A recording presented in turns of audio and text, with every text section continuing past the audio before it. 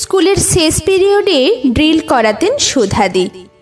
Line আঁকাবাঁকা হলে রাগ করতেন, খিটমিট করতেন, বকুনি লাগাতেন। সুধা দিদিমণির শাড়ির সঙ্গে বেমানান কেটস পরতেন পায়ে।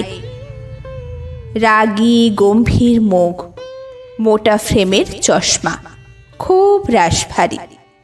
আমরা সুধাদির ওপর বেজায় চটে যেতাম। রোজ ঠাকুরকে বলতাম কাল সুধাদির খুব জ্বর হোক, যেন স্কুলে আসতে না পারে। ঠাকুর আমাদের ছোটদের কথা শুনতেনই না। সুধাদি কোনো দিন অ্যাবসেন্ট হতেন না। আমরা সুধাদিকে মোটেই ভালোবাসতাম না। ভালোবাসতাম মঞ্জুরি দিদিমণি, গায়ত্রী দিদিমণিকে। ওদের ক্লাস কখনোই কামাই করতাম না। ভালোবাসতাম কাবেরী দিকে, কি সুন্দর দেখতে ছিলেন। স্কুল ছেড়ে কলেজে যাবার সেই রোমাঞ্চকর দিনগুলোয় বড়দি, গায়ত্রী দি, কাবেরী দি সবাই বলেছিলেন, দেখো বড় জায়গায় যাচ্ছ, স্কুলের নামটা যেন বজায় রেখো। মার্কশিট আনতে গিয়ে হঠাৎ খুব মন খারাপ হয়ে গেল। চেনা ঘরগুলো, চেনা উঠোন, চেনা সিঁড়ি, চেনা ঘন্টা, আর টিচার্স রুম, কলতলা সব কিছুই যেন কি ভীষণ মায়াময় মনে হলো।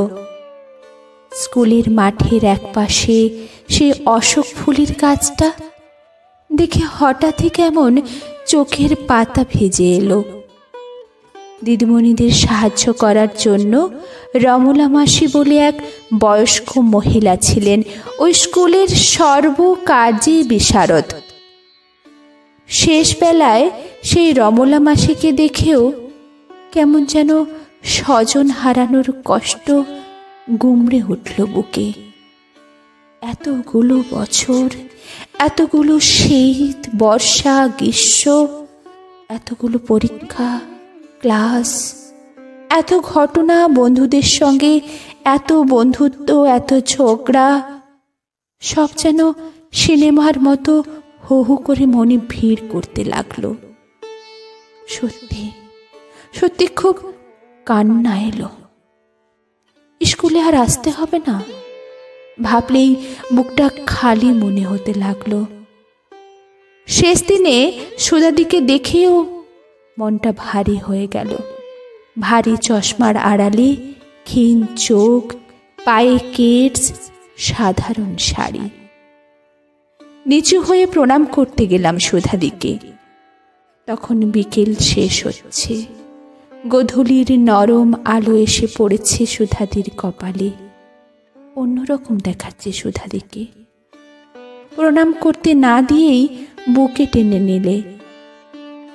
তারপর ফুপিয়ে কেঁদে উঠলেন, রাগ করিস না রে, তোদের কত বকেছি, কত শাস্তি দিয়েছি, খুব খারাপ ভেবেছিস আমায়, তাই না? ভুল বুঝিস না রে, তোদের ডিসিপ্লিন শেখাতে চেয়েছিলাম।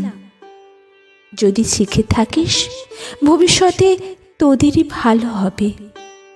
জীবনে শৃঙ্খলা না থাকলে কিছু হয় না রে, কিছু হয় না। আমার ছেলেটাকেই দেখ না, না লেখাপড়া করলো, না আমার কথা ভাবলো।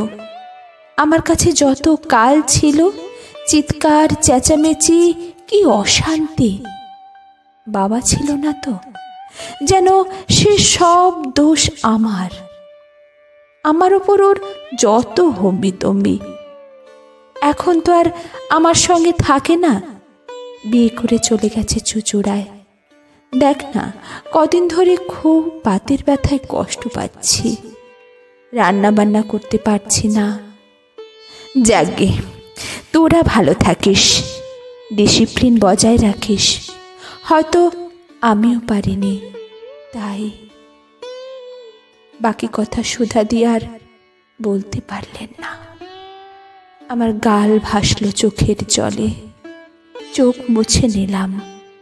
মার্কশিটে জল পড়লে ভবিষ্যতে ক্ষতি হবে যে।